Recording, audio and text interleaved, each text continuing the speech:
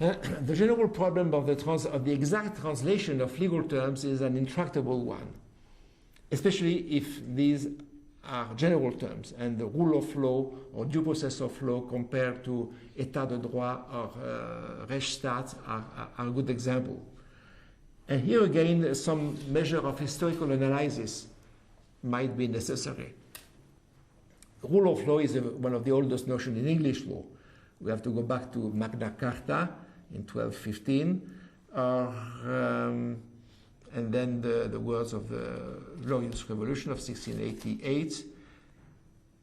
And from then, of course, these notions were exported to what were the English colonies, where they were used by the founding fathers in the States Constitution and then in the US one.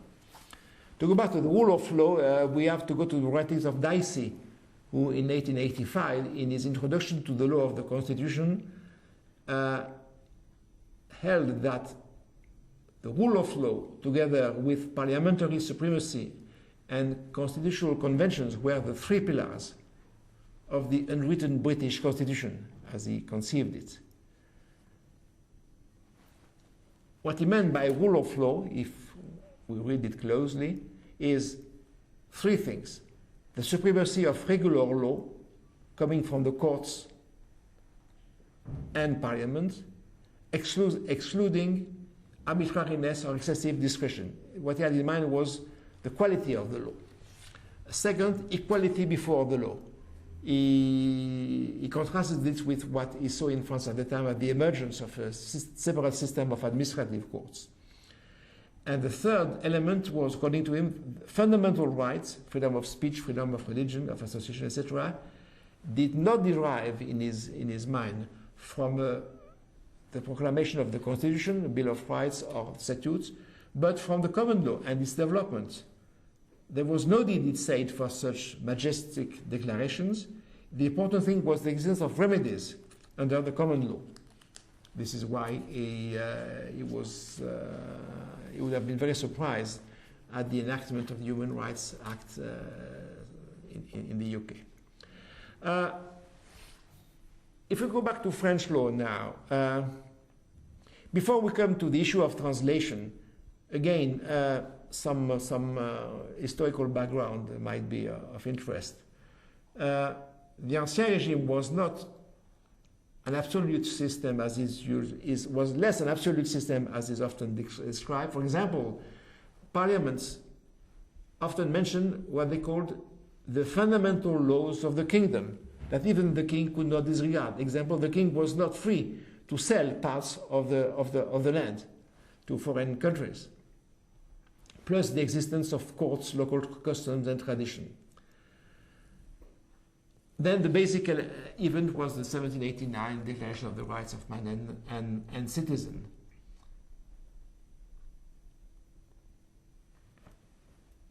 The achievement of the 19th century have been described earlier, the Civil Code and the emergence of a system of public law.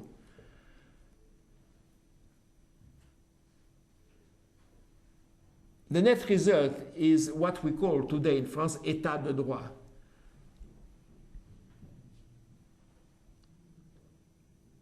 If we try to describe its contents, I would say that it means today in France separation of powers, limitation of power, a hierarchy of legal norms, effective judicial review of administrative action, the constitutional guarantee of fundamental rights, and the principle of legality applied to administrative action, review of reasons, procedural fairness, respect of general principles of law, and lastly and not least, an independent judiciary. I would also add to it legal certainty, what we call in French, sécurité juridique, accessibility of the law, reasonable clarity of it, enabling the citizen to know where he stands, existence of effective remedies, and again, reasonable stability of the core of the law.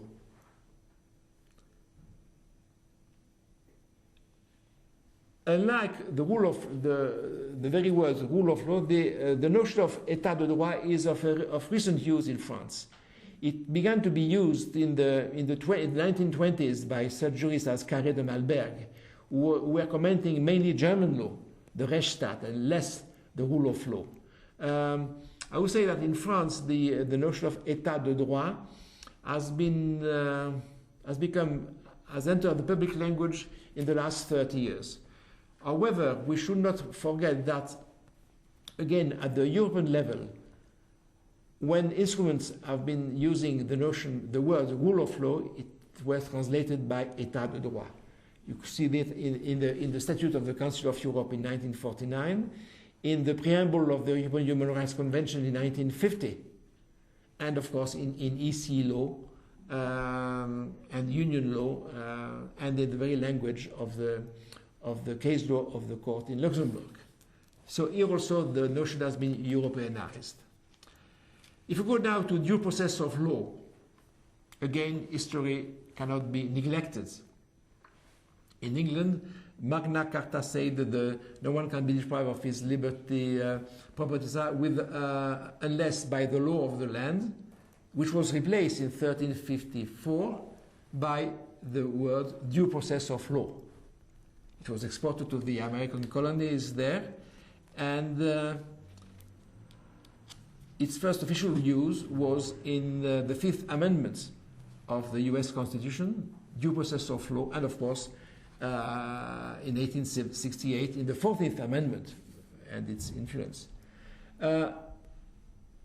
What is fascinating is that the contents relate both to procedural due process in administrative, civil, or criminal proceedings, but also substantive due process, that is, the principles of natural justice. Due process has been used by the US Supreme Court to affirm privacy as a fundamental right in Griswold versus Connecticut in 1965, or in the abortion case of Roe versus Wade in 1973. This is exactly what the French Constitutional did later on, when it based the affirmation of privacy on the principle of liberty. It didn't use the penumbras, but it did so. So as to the exact translation, the canonical term now is état de rule. When the text says rule of law, the official translation now is état de droit. Usually, sometimes we saw in private writing prééminence du droit. I think this is wrong, because preeminence is not a legal category. In substance, it means a full and concrete protection of fundamental guarantees. I would say that the affirmation, both by the case law of the European Human Rights Courts, I would say that the affirmation, both in the dicta of the Strasbourg Court, Human Rights, and in the dicta of the European Court of Justice in Luxembourg, of the notion of rule of law, état de droit, and of what it contained, has helped use it and affirm it at the domestic level through a constant interchange, not only between the two courts themselves, Strasbourg and Luxembourg, but also through another intercourse between domestic Supreme Courts and the courts in Luxembourg and Strasbourg, and between domestic Supreme Courts and lower domestic Supreme Courts.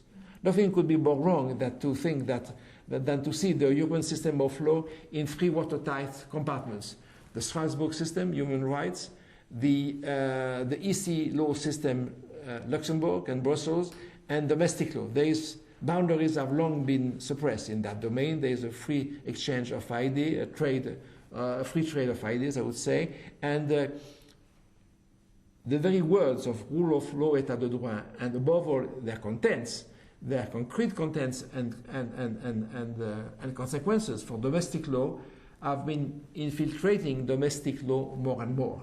When we look at Article 6 of the Treaty of European Union, we read, the Union is founded on the principles of liberty, democracy, respect for human rights and fundamental freedoms, and the rule of law principles which are common to the member states. You see here an open reference by the drafters of the treaty to the fundamental rules of domestic law.